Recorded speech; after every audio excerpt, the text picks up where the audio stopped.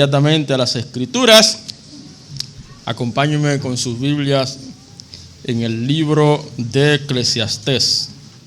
Hoy vamos a terminar la serie sobre este libro en el Antiguo Testamento. Eclesiastés capítulo 12.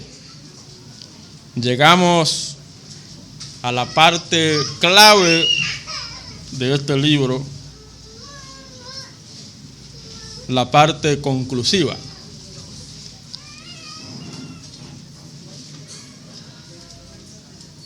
Donde aparece la respuesta a todas las inquietudes, a todos los planteamientos que vemos en el desarrollo del libro.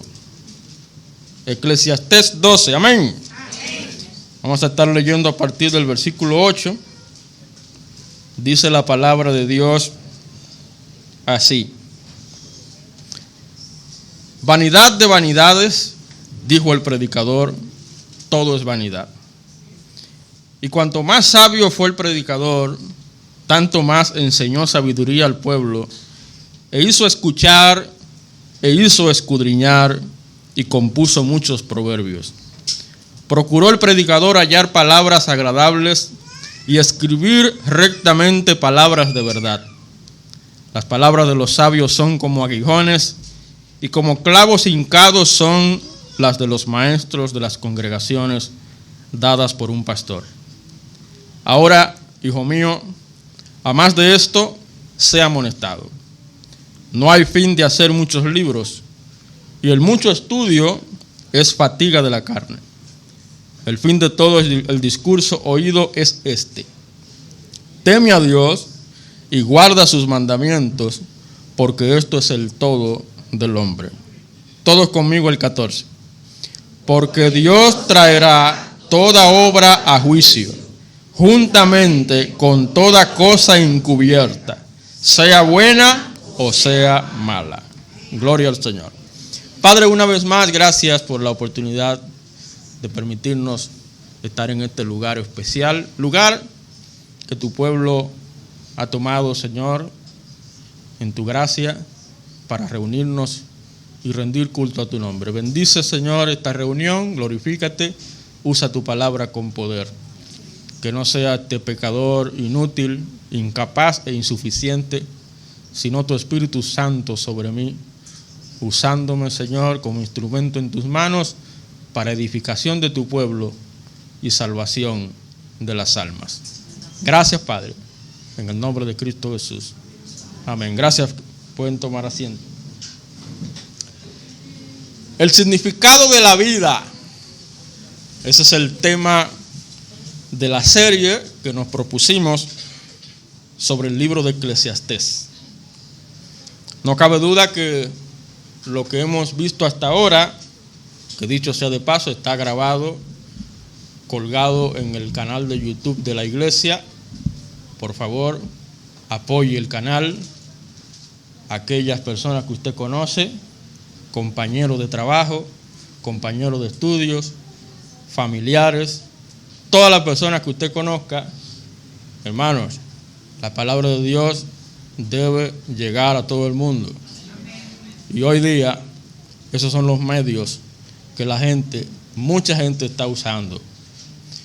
Vamos a decirle a ellos que por favor se suscriban al canal, nos apoyen, y así la palabra de Dios puede llegar a ellos. ¿Ok? Entonces, esos mensajes que hemos desarrollado desde el capítulo 1 de Eclesiastés hasta aquí, definitivamente nos enfatizan la triste realidad que mucha gente vive hoy más que nunca. Vivimos en un mundo donde la gente trata de buscar respuesta en todo, menos en aquel que realmente puede responder las grandes preguntas del ser humano. Pero más aún, mucha gente busca satisfacer necesidades internas, necesidades del corazón, necesidades espirituales con cosas que realmente nunca le van a satisfacer, nunca le van a llenar. Y es tremendo el hecho de que quien escribe el libro de Eclesiastés fue alguien que lo vivió todo, lo experimentó todo, que tuvo la oportunidad de gustarlo todo. Y él mismo testifica que absolutamente nada pudo llenar ese vacío existencial que él tenía. Salomón disfrutó de las riquezas. Fue un hombre sumamente rico, acomodado, pudiente. ¿Qué cosas Salomón no podía pedir y tener en sus manos? Pero no solo eso, el conocimiento, la sabiduría, la inteligencia, la intelectualidad, la cultura. De hecho, su fama fue por eso. Fue un hombre famoso, fue un hombre influyente, fue un hombre poderoso. ¿Y qué decir de los placeres que Salomón experimentó? Bueno, de hecho, dice la Biblia que él tuvo cientos o miles de mujeres. Óigame, placeres de todo tipo. Y aún así, nada pudo llenar ese vacío. Y no fue hasta que él llegó a la conclusión de que en definitiva nada más que Dios puede dar significado, sentido y razón a la vida. Y es por eso que encontramos la expresión en el versículo 13 cuando dice: el fin de todo el discurso, ¿cuál es? Temer a Dios. ¿Temer a quién? A Dios. Y guardar sus mandamientos, porque esto es el todo del hombre. En otras palabras, ese es el verdadero significado de la vida, el verdadero sentido de la vida. Por eso, hermanos, en esta noche, con la ayuda del Señor, quisiera que tomemos unos minutos para reflexionar sobre el tema entendiendo el fin de la vida. Digámoslo de otra manera, el propósito de la vida. Probablemente usted lo sabe porque lo ha escuchado. De hecho, los martes estamos estudiando eso, una vida con propósito. Pero, ¿lo entiende? ¿Entiende usted cuál es el propósito de la vida? ¿De su vida? Bueno, el Señor nos ayude a poder entenderlo esta noche. Desde el punto de vista humano, como dice en muchas partes del libro, debajo del sol, cuando usted ve esa expresión, debajo del sol, los planteamientos que aparecen en el libro tienen que ver con las realidades aquí, en este planeta Tierra, donde nos ha tocado vivir como humanos. Todo lo que hay aquí en esta tierra, por más que usted quiera, no podrá llenar esa necesidad interior que usted tiene. Por eso la Biblia habla de las cosas terrenas, las cosas pasajeras de este mundo nunca lograrán darle el sabor y el sazón que la vida necesita. Porque déjeme decirle que la vida necesita un sazón, un gusto. Usted necesita disfrutar su vida. Puede decir usted, yo estoy disfrutando mi vida, Puede decir mucha gente, estoy disfrutando mi vida. Bueno, algunos se atreven a decir, yo me gozo la vida. Pero la pregunta sería, ¿cómo? ¿Cómo la estás gozando? Y ustedes saben a qué se refieren. ¿A qué tipo de gozo se refieren? No, dice la palabra de Dios, en tu presencia hay plenitud de gozo. Delicias a tu diestra para siempre. Es en Dios donde se encuentra el verdadero sabor, sazón de la vida. Y usted que ha conocido a Dios, los caminos de Dios, sabe muy bien lo que estoy diciendo. Cuando usted vive cerca de Dios, en una relación cercana con Dios, óigame, no hay cosa más valiosa que esa. No hay cosa más deleitosa que esa, más placentera. Dios, hermanos, es el mayor de los placeres. Pero, desde el punto de vista humano, parece como si la vida es vacía. Como dije, por más que la gente busca, al final se dará cuenta que nada puede llenar su corazón. Porque, tal como dice el predicador, todo es vanidad. Todo es vacío, hueco. Eclesiastés demuestra que aunque hay muchos misterios en la vida, dígase, preguntas sin responder, necesidades sin satisfacer, cosas que no sabemos explicar, aún así podemos vivir de tal manera que disfrutemos las bendiciones de Dios y glorifiquemos su nombre. Porque lo más importante en la vida, óigalo muy bien, es la gloria de Dios. Pastor, aún en la enfermedad, Dios puede glorificarse. Pastor, aún ese problema que tengo que me agobia, aún en ese problema que te agobia, Dios puede glorificarse. No importa. Dios está por encima de todo. Nada limita a Dios. Nada encaja a Dios. Dios no tiene límites. Dios va más allá de nuestra comprensión. Como dice el apóstol, cuán insondables son tus caminos, inescrutables son tus juicios. ¿Quién entendió la mente de Dios? ¿Quién fue su consejero? Porque de Él, por Él y para Él son todas las cosas, por los siglos de los siglos. Amén. Gloria al Señor. Mucha gente piensa que esta vida es el fin de todo.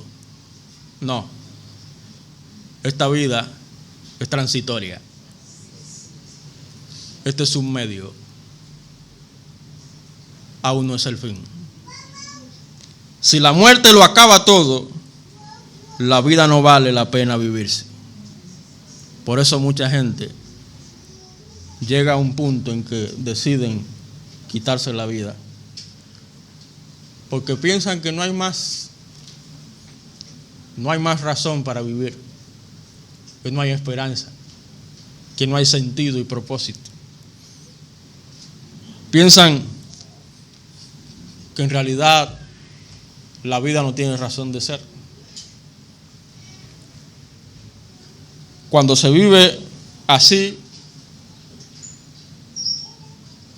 lamentablemente, es una pena, es una tristeza. Pero para eso estamos. Aquellos que hemos conocido a Dios, que hemos conocido la verdad de Dios, la esperanza en Dios, estamos para ayudar a aquellos que viven sin Dios y sin esperanza, y hacerle entender que cuando se vive en Dios y para su gloria, la vida se vuelve significativa. La vida tiene un significado especial. Un significado especial que solo Dios, el Creador, puede ayudarnos a entender. Así que, hermanos, estaremos respondiendo la pregunta: ¿cuál es el fin de la vida? Por eso el tema, entendiendo el fin de la vida. Bueno, lo primero lo encontramos en los versículos 8 al 10. ¿Cuál es el fin de la vida? Mire conmigo. Versículo 8. Vanidad de vanidades, dijo el predicador, todo es vanidad. ¿A qué le recuerda eso? Bueno, le recuerda al comienzo del libro. Así mismo comienza Eclesiastés. Esa es la tesis, ese es el planteamiento de él, esa es la argumentación de él, ese es el desarrollo del libro. Vanidad de vanidades, todo es vanidad. Y añade en otras partes, y aflicción de espíritu. ¿Pero dónde? Debajo del sol. Más allá del sol, como nosotros cantamos, más allá de esta vida, hay esperanza. Hay dicha. Hay felicidad. Y dice el versículo 9, y cuanto más sabio fue el predicador, dígase, mientras más entendió el predicador el significado de la vida, tanto más enseñó sabiduría al pueblo. E hizo escuchar, e hizo escudriñar, y compuso muchos proverbios. En otras palabras, el predicador se dio cuenta la necesidad urgente que tiene la gente de entender el significado de la vida, de entender el propósito de la vida. Hermanos, la gente necesita conocer la verdad. La gente necesita conocer a Dios. Hay mucha gente allá afuera que necesita a Dios. ¿No dice la Biblia que Dios quiere que todos los hombres sean salvos y vengan al conocimiento de la verdad?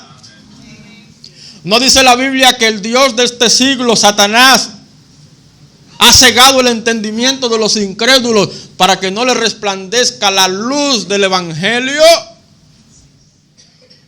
La gente está ciega. La gente vive sin rumbo,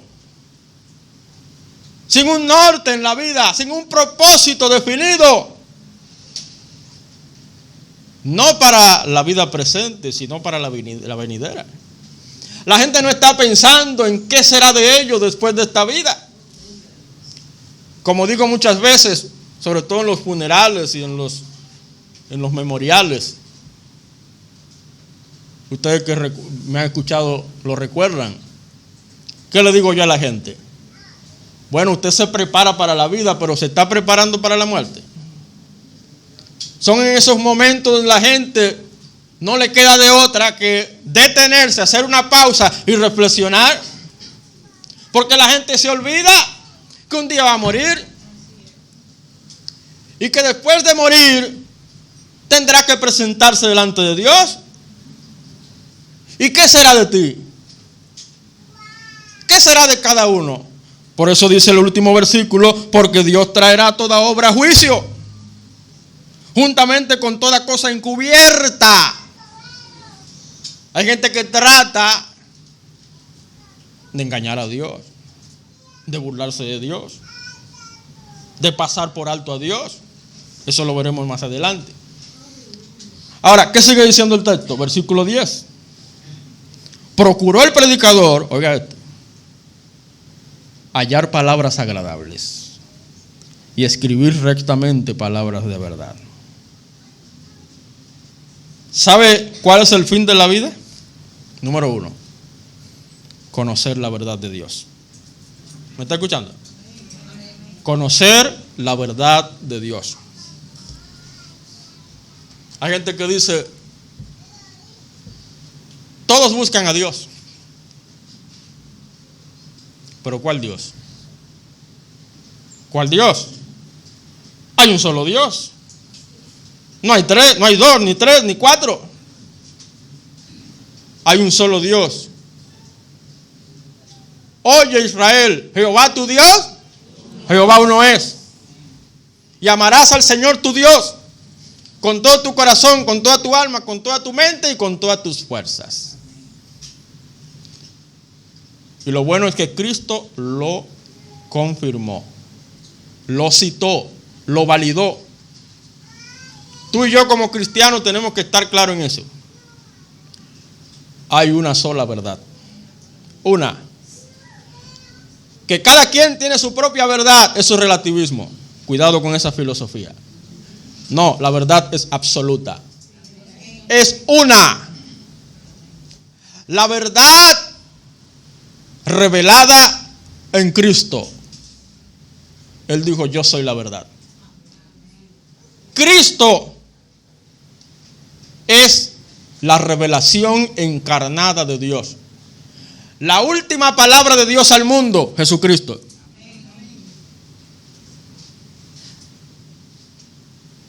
Y no solo eso, Dios ha dado su palabra a través de las Escrituras. La revelación escrita de Dios. La suma de tu palabra es verdad, dice el Salmo 119. ¿Y qué dijo Cristo? Santifícalos en tu verdad. Tu palabra es verdad. Las Escrituras son la verdad. Pero vivimos en un mundo que quiere envolver la verdad, manipular la verdad con la mentira, tergiversar la verdad, usar la verdad a su antojo. No. Tenemos que ser celosos, hermanos, con transmitir la verdad de manera pura, no adulterada. Como dijo el apóstol a Timoteo, procura con diligencia presentarte a Dios aprobado, como obrero que no tiene de qué avergonzarse, que usa bien la palabra de verdad, las Escrituras. ¿Usted quiere saber cuál es el fin de la vida? Conozca la verdad de Dios. El libro es claro en cuanto a la capacidad de las personas para comprender su verdadero propósito. La gente tiene la capacidad de conocer la verdad. Ahora, la pregunta sería, ¿están dispuestos? ¿Quieren? Si confesares con tu boca todo aquel que invocar el nombre del Señor. ¿Y cómo invocarán sin haber creído? ¿Y cómo creerán sin haber oído? ¿Y cómo oirán si no hay quien le predique? ¿Y cómo predicarán si no fueren enviados? La gente necesita conocer la verdad, pero necesita personas dispuestas a enseñarle la verdad. Por sí solos los seres humanos nunca tendrán respuesta correcta a la pregunta, ¿por qué estoy aquí? Necesitan a alguien que haya conocido la verdad, la sabiduría de Dios, para que de esa manera conozcan la verdad. El predicador se propuso eso. ¿Se ha propuesto usted eso? Papá, mamá, ¿se ha propuesto usted enseñarle la verdad a sus hijos? Maestro, maestra, aquí que hay unos cuantos. ¿Se ha propuesto usted enseñarle la verdad a sus alumnos? Hermano en Cristo, siervo de Dios, ¿se ha propuesto usted enseñarle la verdad al mundo? ¿Cómo la gente va a entender el significado de su vida si no conoce la verdad? Pastores que no me hacen caso, pastores que no creen, pastor, es que no me oyen. Predica la palabra a tiempo y fuera de tiempo. Redarguye, reprende, exhorta, como lo dijo Pablo a Timoteo. El sembrador salió a sembrar. Parte de la semilla cayó en el camino, otra parte en pedregales, otra parte entre espinos y otra parte en buena tierra. Es decir, de 4 personas, el promedio es que de 4, una probablemente responda a la palabra. Dé frutos a la palabra. De 100 personas, 25. Y estamos en unos tiempos que de esos 25, apenas 10 se quedan. Y de esos 10, apenas uno permanece hasta el final. Pero aún así, estamos llamados a ir a ellos para que conozcan la verdad. El predicador, aparte de ser sabio él mismo, él decidió compartir su sabiduría con otros.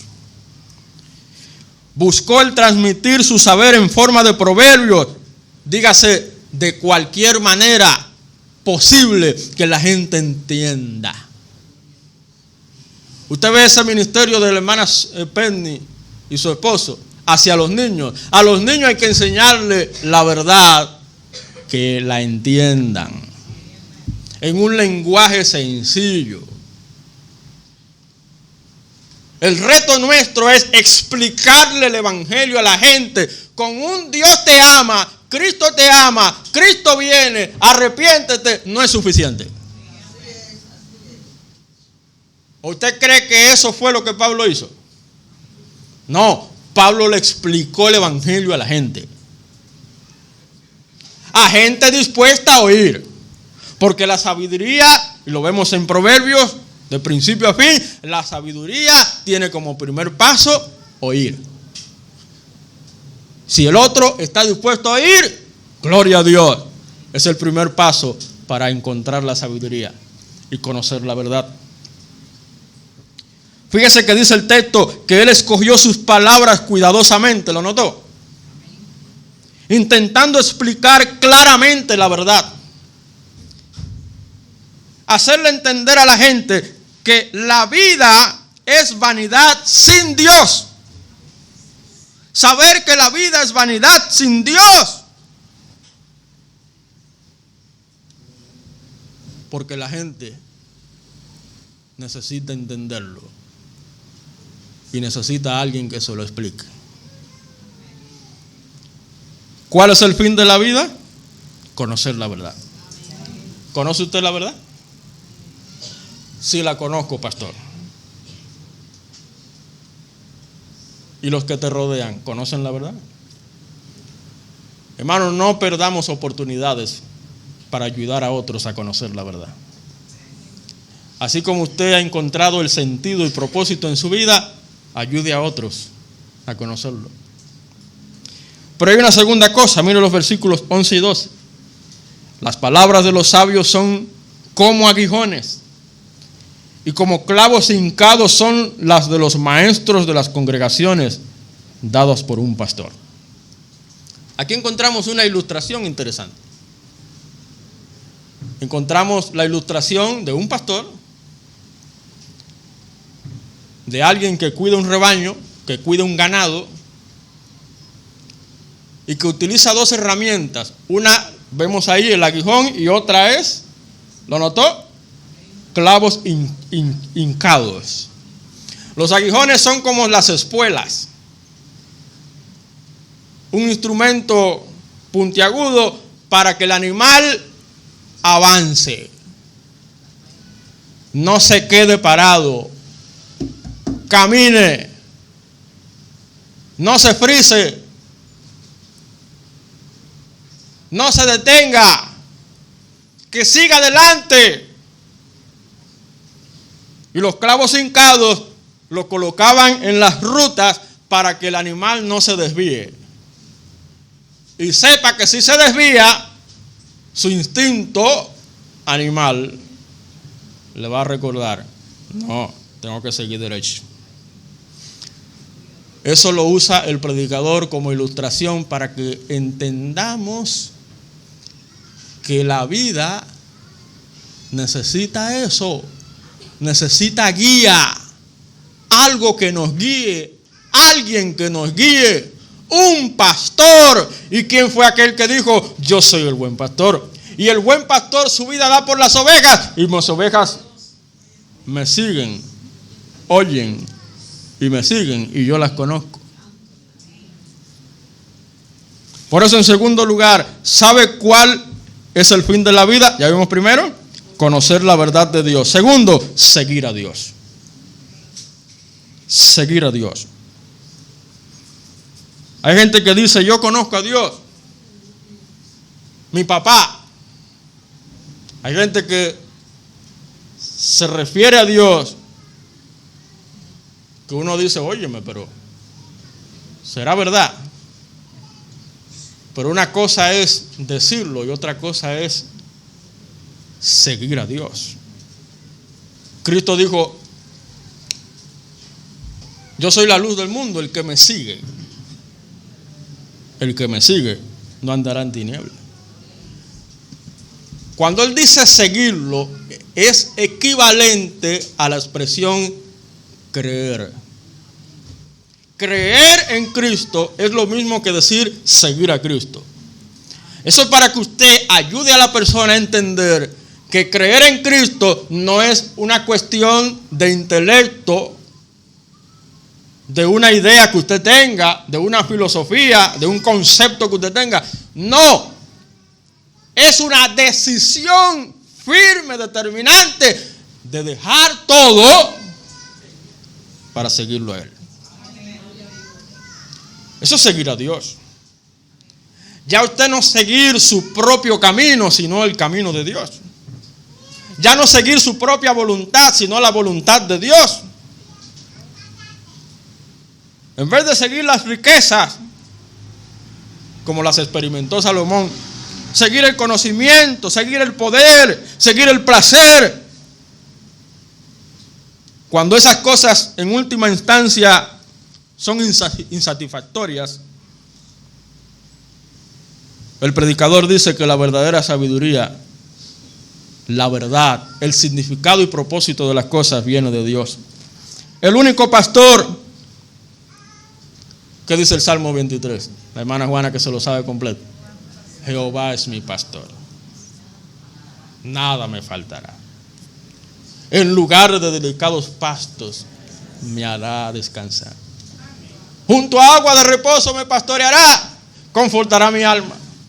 Me guiará por senda de justicia, por amor de su nombre. Su vara y su cayado me infundirán aliento. ¿Se da cuenta? Seguir a Dios.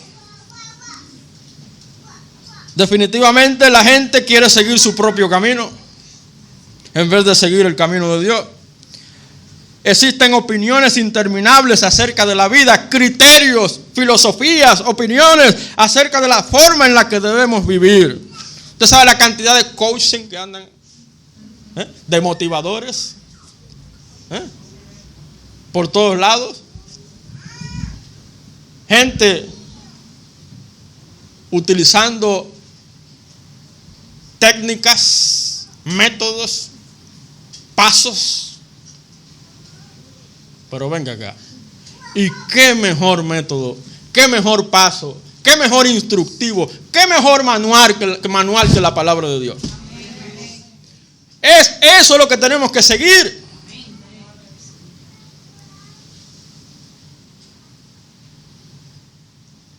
Nos trazan pautas para saber cómo lograr el éxito, la felicidad, la prosperidad. ¿Y quiénes son? ¿Quiénes son ellos para trazarnos pautas a nosotros? El único que debe trazarnos pauta a nosotros sobre cómo lograr el éxito en la vida es Dios. Y no hay problema con que usted lea esas cosas. Hay muchos libros así, de motivación. Pueden ser leídas y estudiadas. No es malo estudiarla. Por eso sigue diciendo, versículo 12, ahora, hijo mío, a más de esto, sea amonestado. Sigue leyendo, sigue indagando, sigue buscando. No hay fin de hacer muchos libros, y el mucho estudio es fatiga de la carne. Sigue leyendo, lee. Pero al final, debes darte cuenta que nada de eso se compara con Dios.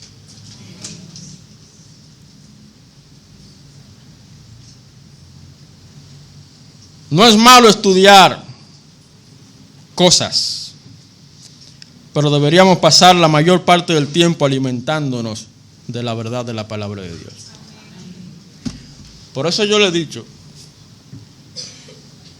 leer devocionales no es malo. Lo malo es usted sustituir un devocional por la palabra de Dios. Yo prefiero que usted guarde ese devocional y tenga su devocional con su Biblia. Hay gente que en las iglesias, que por el hecho de leer un librito devocional, ya hice mi devocional. ¡No! Eso es un autoengaño. Dios nos ha dejado el devocional, mírenlo ahí, la palabra de Dios. Ahora, después que usted lee este devocional, ahora usted lee otro. Que diga lo que la Biblia dice. Que respalde lo que la palabra de Dios dice.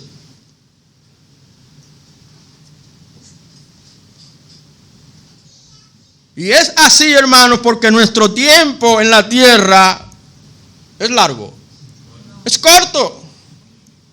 Debemos usarlo para aprender verdades importantes, aquellas verdades que afectan nuestra vida aquí y en la eternidad. Ahora cualquiera escribe un libro.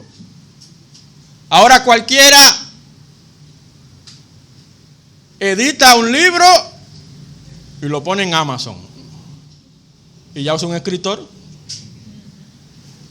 Un escritor. Mi hermano, dice el apóstol, verlo todo y retener lo bueno. Pero ¿sabe qué es lo bueno? La verdad de Dios. Los libros escritos acerca de cuestiones que no sean la sabiduría revelada de Dios solo aumentarán la pequeñez del pensamiento humano. La gente piensa que por más lectura, más conocimiento, más información, más intelectualidad, ya tiene el mundo en sus manos. Y ya lo vimos en los primeros capítulos de Eclesiastés. La intelectualidad vana, la sabiduría vana, eso no llena el alma. Usted puede ser un analfabeto, pero si usted conoce la verdad de Dios, usted lo tiene todo. Vosotros estáis completos en Cristo, dijo el apóstol. Ahora, si usted puede leer, lea. Pero recuerde una cosa, páselo todo por el filtro de la palabra de Dios. Tenga cuidado. Aquellos que carecen de propósito y dirección en la vida deben buscar la verdad de Dios. Seguir sus principios para la vida. La Biblia está cargada de mandamientos, de ordenanzas, de preceptos y al mismo tiempo de principios para la vida. La Biblia lo tiene todo. La Biblia es un libro suficiente. Lo que pasa es que hay que dedicarle tiempo. Y hoy más que nunca la gente no tiene tiempo, ni siquiera para sí mismo. Pero termino con los últimos dos versículos. ¿Cuál es el fin de la vida? Dice Eclesiastés 12, 13 y 14. El fin de todo el discurso oído es este: teme a Dios y guarda sus mandamientos, porque esto es el todo del hombre. Porque Dios traerá toda obra a juicio, juntamente con toda cosa encubierta, sea buena o sea mala. Por último, el fin de la vida es aferrarse a Dios. Aferrarse a Dios. En Eclesiastés se utiliza mucho, se hace mucha referencia a Dios simplemente con el término Dios. En el hebreo Elohim, que significa poderoso, divino. Es un término para Dios, aunque se usa en algunas ocasiones para referirse a hombres poderosos antiguos. Pero el Elohim es propio de Dios, como el ser divino en su esencia, en su gloria, en su majestad, en su poder. Y otra expresión que se usa comúnmente en el libro es creador. Como dice el predicador, acuérdate de tu creador en los días de tu juventud. Dígase, a tiempo, temprano. ¿Y qué resalta eso? Resalta a Dios en relación con toda la humanidad. El creador, ante quien los seres humanos en última instancia darán cuenta. Así termina el libro. La gente se olvida de eso. Todos tendremos que comparecer delante de Dios. Cristianos y no cristianos. Tendremos que rendir cuenta a Dios. Todos nuestros intentos para aprovechar la vida, para disfrutar la vida, todas nuestras acciones, aquellas cosas que hemos determinado, sea por comisión o por omisión, todo será presentado delante de Dios. Por lo tanto, ¿cuál es la respuesta sabia nuestra ahora? Aferrarse a Dios. Aférrese a Dios. ¿No dijo Cristo, buscad primero el reino de Dios y su justicia? Y todas las demás cosas eso serán añadidas. La última palabra de Salomón se centra en la relación de uno con Dios. Hermanos, ahí es que está el significado de la vida. Lo que le da sabor, sazón a la vida es una relación cercana, íntima con Dios. Comunión con Dios. Aferrarse a Él. Ciertamente hay muchas cosas que no entendemos. De hecho, la Biblia dice que las cosas secretas pertenecen a Dios. Pero las que son reveladas son para nosotros. Alegrémonos de ellas. Conformémonos con ellas. No importa cuáles sean las contradicciones de la vida, debemos trabajar hacia el último y único propósito, que es conocer a Dios. Digo el profeta, no se alabe el sabio en su sabiduría, ni el rico en sus riquezas, ni el valiente en su valentía, mas alabes en esto el que se hubiere de alabar, en entenderme y conocerme, que yo soy Dios. Que hago justicia en la tierra, juicio en la tierra, porque estas cosas quiero, dice Jehová. Jeremías. De manera que para vivir bien necesitamos reconocer que el esfuerzo humano separado de Dios es vanidad.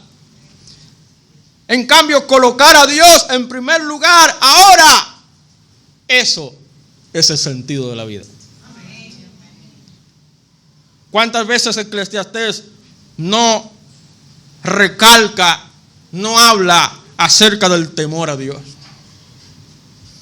El temor apropiado de Dios. Temor es respeto, reconocimiento, sobrecogimiento a Dios.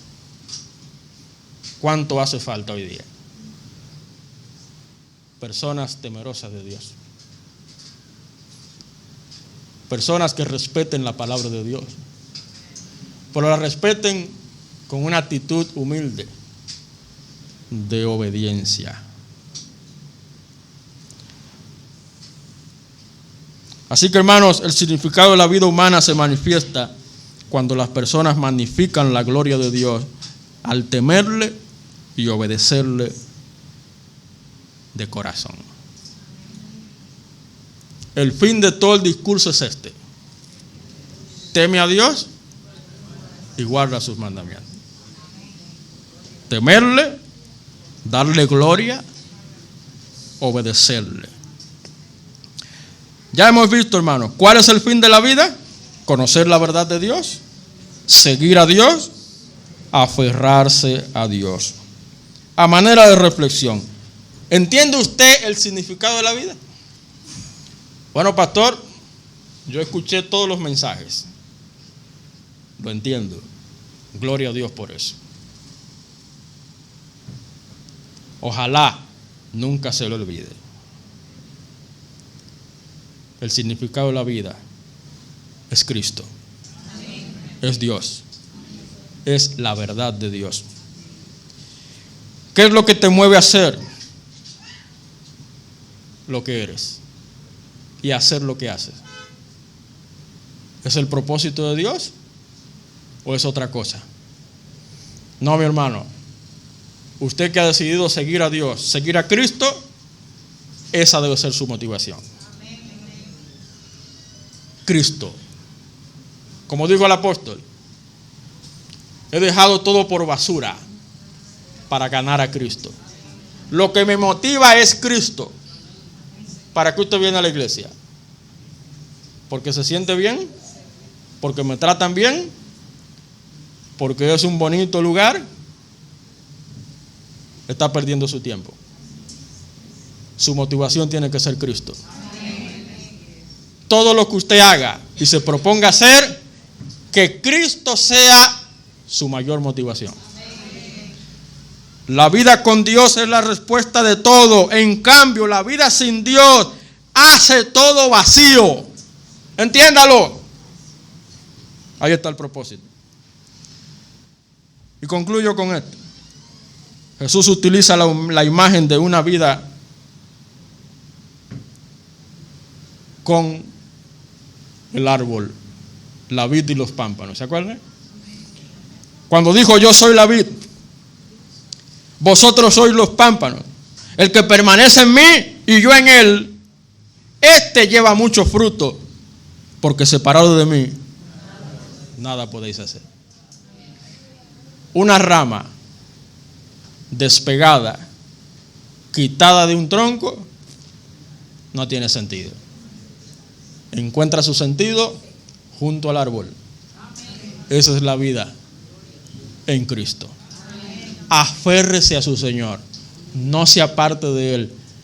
Apaciónese más del Señor, búsquele más, sea más diligente, más disciplinado, más dedicado al Señor y a las cosas del Señor. Amén. Ahí es que está el sentido verdadero de la vida. Amén. Oremos. Padre Dios Todopoderoso, gracias una vez más por la bendición de apartar este tiempo. No cabe duda que vale la pena, Señor, dejar tal vez la comodidad de nuestra casa y otras cosas que pueden llenarnos de placer, aunque momentáneo. No hay mayor placer que estar en la casa de Dios y escuchar tu palabra, estar en comunión los unos con los otros. Como dijo el salmista: cuán amables son tus moradas, oh Jehová de los ejércitos. Anhela mi alma y aún ardientemente desea los atrios de Jehová. De todo corazón, Señor, ayúdanos a seguir formando en nosotros, desarrollando en nosotros ese apetito, esa sed, esa hambre por ti, esa hambre de Dios, esa sed por Dios. Saber que solo tú puedes satisfacer esa necesidad. Gracias por darnos significado y propósito y sentido en la vida por medio de Jesucristo. Que Él sea siempre nuestra mayor motivación. Perdónanos, Señor, las veces que hemos perdido el ánimo por cosas que nos pasan, por cosas que suceden, por cosas que vemos y escuchamos. No. De todo corazón, Señor, ayúdanos a seguir fieles, a no apartarnos de ese verdadero propósito que tú nos dejas revelado en tu palabra. Temer a Dios, seguir a Dios, aferrarnos a Dios y obedecer tu palabra. Te alabamos, Padre. Gracias por este buen tiempo. Oramos ahora por la ceremonia que estaremos celebrando ahora, la Santa Cena. permite, Padre, que sea de gran bendición para tu pueblo. En el nombre que es sobre todo nombre, en el nombre de Jesucristo. Amén. Gloria al Señor.